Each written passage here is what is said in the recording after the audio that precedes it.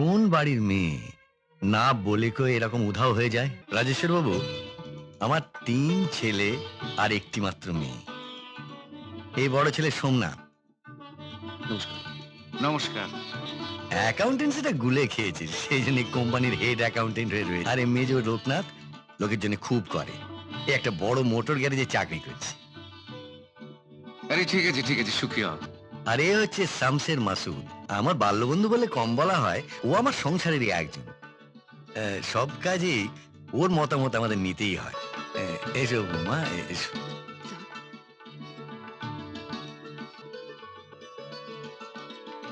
এ- এটি আমার পুত্রবধূ সীতা, ও আচ্ছা, ঠিক আছে আয়ুষ্মতি হও মা। আর এটি হলো আমার কনিষ্ঠ পুত্র বিদ্যাসাগর। বিদ্যাসাগর পড়াশোনায় তাহলে নিশ্চয়ই ভালো।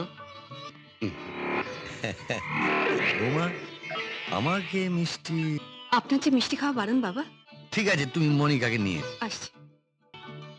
নিন ব্যায়াম। হ্যাঁ, নিন। আগে ভাগে মুখ দিয়ে বেরিয়ে গেল কথাটা। আগে মিষ্টি মুখ করে নিন, তারপর মেয়ের মিষ্টি মুখটা দেখবেন। মিষ্টি মুখ করে মেয়েটাকে কতবার বললাম আজ বাড়ি থেকে বেরোস নে। তা আমার কথা কিছুতেই শুনলে? সে আসছে বলে বেরিয়ে গেল, এখনো ফেরার নাম নেই। ছেলের বাবা কখন থেকে অপেক্ষা করছে। ছি ছি ছি ছি, এখন আমি মুখ দেখাবো কি করে বৌমা? আপনি ব্যস্ত হবেন না মা, আমি দেখছি। অস্থির আমি হইনি রাজেশ্বর বাবু, তবে কথাগুলো তো বলা দরকার। দেখুন, আমি রিটায়ার্ড ম্যান, কাজী দিনা পাওনা বা দাবিদা বেশি হলে আমার পক্ষে তো মেটানো কষ্টকর হবে। দেনা পাওনা দর কষাকষি করে আমি তো ছেলের বউ কিনতে আসিনি হরনাথ বাবু। আমি শুধু আশা করব পুত্রবধূ আমার সংসারে কি আনন্দময় হয়ে উঠুক।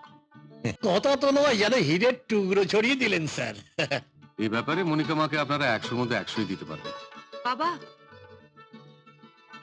বাবা, হ্যাঁ মা, আপনারা একটু ভেতরে আসবেন। মানে আমরা সবাই? হ্যাঁ। ও,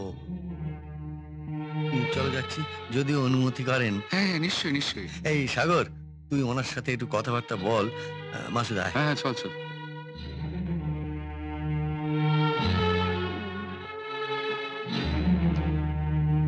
আমার ঘটকালির টাকাটা মনে হচ্ছে HMV হয়ে গেল স্যার। HMV মানে? HMV, হঠাৎ মায়ের ভোগে। চাপ। না, ঠিক আছে। তো বিদ্যাসাগর, হঠাৎ তোমার বৌদি এসে জাল ফেলে মাছ ধরার মতো সবাইকে ছেঁকে তুলে নিয়ে গেলেন কিভাবে বলো তো? জানি না, জেনে আসি। না তোমাকে যেতে হবে না, দাঁড়াও। স্যার, আমি একটু ওই বাইরে যাব। কেন? না মানে ওই জল মাইনাস আর কি। বসো। ছি ছি ছি ছি ছি, লজ্জায় আমার মাথা কাটা যাচ্ছে।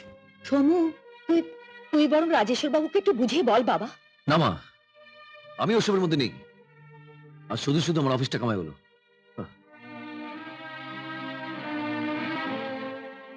বাবা, আপনি ওনাদেরকে একটু বুঝিয়ে বলুন না, মনিকার শরীরটা খারাপ, তাইও। না বৌমা, মিথ্যে কথা আমি বলতে পারবো না। ঠিক আছে, তোদের কাউকে কিছু বলতে হবে না।